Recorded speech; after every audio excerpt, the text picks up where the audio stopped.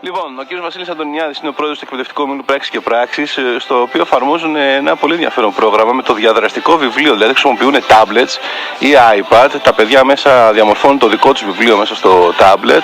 Αυτό φαντάζομαι ότι έχει επιπτώσει και στον όγκο της τσάντας και μάλλον πρέπει να είναι και λίγο πιο ευχάριστο για τα παιδιά, τα οποία είναι αρκετά εξοικειωμένα πλέον με όλα αυτά τα κοκοψινιά. Καλημέρα κύριε Αντωνιάδη. Καλημέρα κύριε Κακούση, καλημέρα κύριε Πετρόπουλε.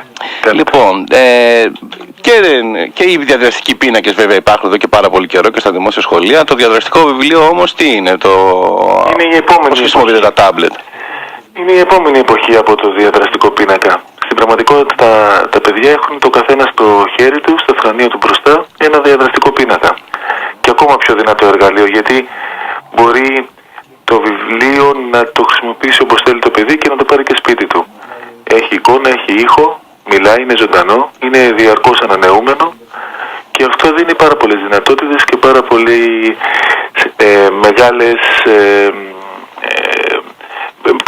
πολλές δυνατότητες στον καθηγητή και στον εκπαιδευτικό να δουλέψει πάνω στο παιδί και στο μάθημα και στο γνωστικό αντικείμενο της ημέρας και να μπορέσει να φέρει πολύ καλά αποτελέσματα. Αυτό δεν καταργεί τα κλασικά βιβλία, έτσι τα παίρνουν τα παιδιά κανονικά φαντάζομαι. Θα σας πω ότι στο βαθμό και με τον τρόπο με τον οποίο εμείς το έχουμε αναπτύξει, στην πραγματικότητα μεταφέρουμε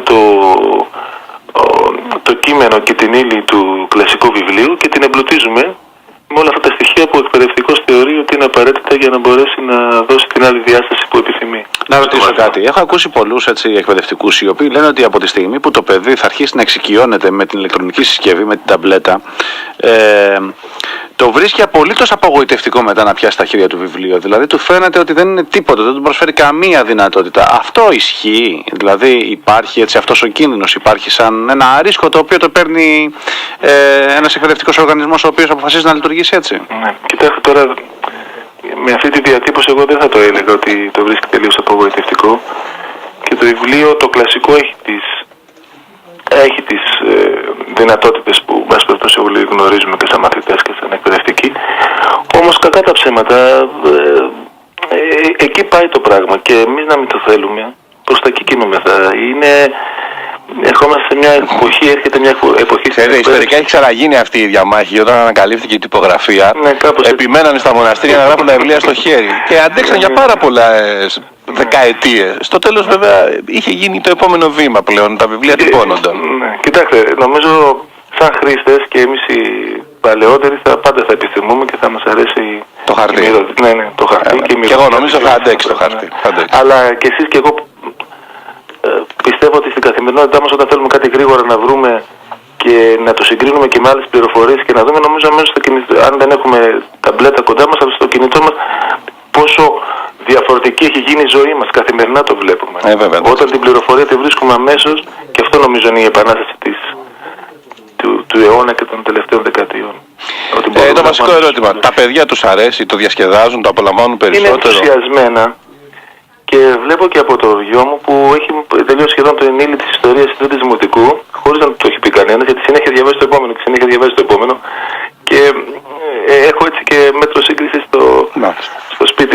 Είναι πραγματικά ενθουσιασμένα, έχει δίνει άλλες δυνατότητες και τα παιδιά μπαίνουν στη διαδικασία την εκπαιδευτική και της μάθησης χωρίς να τους το ζητήσει κανένα. Και πώς πείθεις ένα παιδί το οποίο έχει στα χέρια του μια ταμπλέτα ότι πρέπει να τη χρησιμοποιήσει για να διαβάσει και όχι για να παίξει παιχνίδια στο διαδίκτυο? Πολύ ωραία ερώτηση. Αυτό είναι στα χέρια μετά του δάσκαλου, του σχολείου και της οικογένειας. Θα σας πω η δικιά μας εμπειρία. Εμείς πριν 2 χρόνια εφαρμόσαμε στο σχολείο μας τα προσωπικά email σε κάθε μαθητή με το domain του σχολείου. Στην αρχή είχαμε την αγωνία και την απορία και πώς θα μπορέσουμε αυτό να γίνει μόνο για εκπαιδευτική χρήση και να μην είναι για να μπαίνουν τα παιδιά σε κοινωνικά δίκτυα και να φτιάχνουν λογαριασμούς και προφάιλ σε άλλες εφαρμογές. Σας μιλάω ειλικρινά ότι μετά από 15 μέρες στείλαμε στην αρχή μια επιστολή που εξηγούσαμε για ποιο λόγο το κάνουμε αυτό. Αυτό είχε πολύ μεγάλη... Ήταν το πρώτο βήμα για να φτάσουμε στο διαδραστικό βιβλίο, γιατί θέλαμε μέσα από το προσωπικό email του κάθε παιδιού να μεταφέρουμε και να επικοινωνούμε πολλές πληροφορίες και στο παιδί και στην οικογένειά του και στο γονιό. Και έτσι σιγά σιγά αρχίσαμε να κόβουμε σταδιακά στην αρχή πιλωτικά και τελικά τελείως στην έντυπη, δηλαδή αυτές τις άπειρες φωτοτυπίες που κάθε μέρα πρέπει να πηγαίνουν για να τους λέμε, ξέρω εγώ, ότι αύριο έχουμε εκδρομή και τα σχετικά, ξέρετε. Ναι.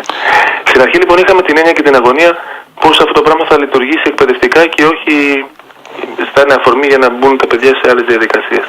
Σας μιλάω ειλικρινά λοιπόν ότι μετά από 15 μέρες εφαρμογής και αφού το εξηγήσαμε και το ξεκαθαρίσαμε με επιστολή στην αρχή και αφού κόψαμε, ο ΣΕΒΕΡ του σχολείου έκοψε μερικές απόπειρες να μπουν σε διάφορα κοινωνικά δίκτυα, όλα τα παιδιά είναι απόλυτα συνειδητοποιημένα και το λέω με τρόπο έτσι όπως ακούστηκε και δεν το χρησιμοποιούν για τίποτα άλλο παρά μόνο για εκπαιδευτική χρήση. Στο σχολείο.